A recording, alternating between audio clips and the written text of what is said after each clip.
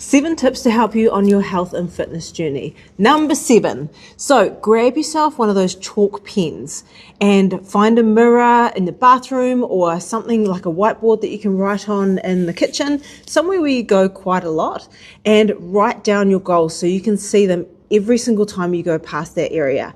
It reminds you of what you're doing, why you're doing it, and you can also use it to do a countdown as well. So if you've got an event coming up or something like that in like 30 days, 60 days, write, for example, 30 on the board, and each day that you're going and you're smashing your goals, wipe it out and count down that way. It gives you a lot of motivation, and being able to regularly see your goals is really helpful for you as well.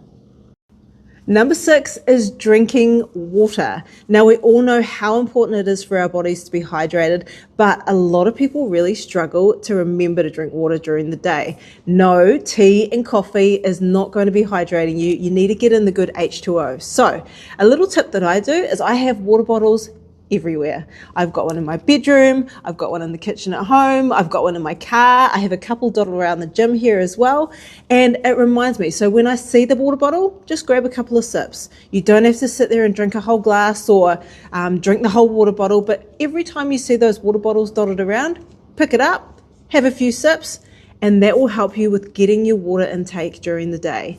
Another thing is, if you're not interested in drinking cold water on a cold day, especially here in Wellington, it's freezing at the moment, is using things like this, which is your berry teas, and they can flavor the water for you and keep you warm as well. Number 5 is calendar your training. Quite often we get into that mental block where it's like, I've got too much on, I'm too busy, I'm too tired, I don't have enough time. So if you schedule your training, it's in your calendar, you know that's there, you can look forward to it, and you're not going to book anything in around that time as well. So it's your you time, your time to spend on you, your time to give back to yourself. Make sure you calendar it.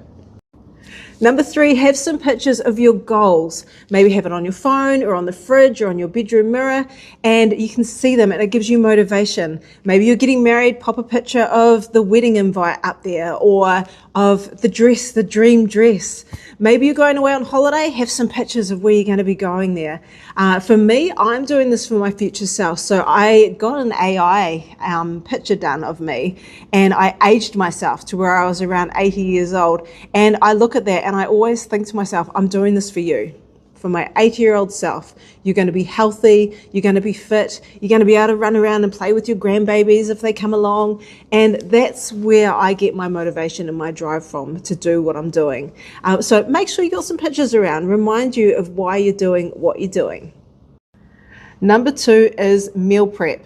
Doesn't have to be big, massive things that you're spending hours and hours and hours on. Even if you just do a couple of little meals that you can chuck in the freezer so you can grab and go if you need to or if you're in a rush. Another one is the same with snacks. So even little things like having some shredded chicken or boiled eggs or something like that in the fridge that you can just grab and go if you're in a rush, so that you're not sitting there starving, opening up the pantry going, what am I going to eat? It helps a lot with staying consistent with your meal plans. So always have something on the side just in case you need it, and if you've got short on time and you need to do a grab and go. Number 1 is consistency. You're not always going to feel motivated, and this is the point where you've got to put yourself first. Remind yourself of your goals and just do it. I call it robotic mode for me, so I might have a time where I'm like, I really don't want to go for a run. I don't want to go for a run. It'd be so nice to just stay home.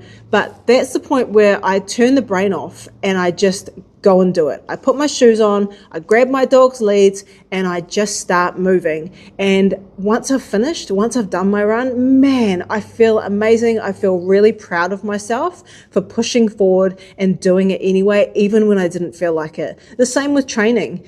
You might go and train and then you have the best session you've ever had. So if you need to, go and check out your goals again. Remind yourself of why you're doing what you're doing. So stay consistent.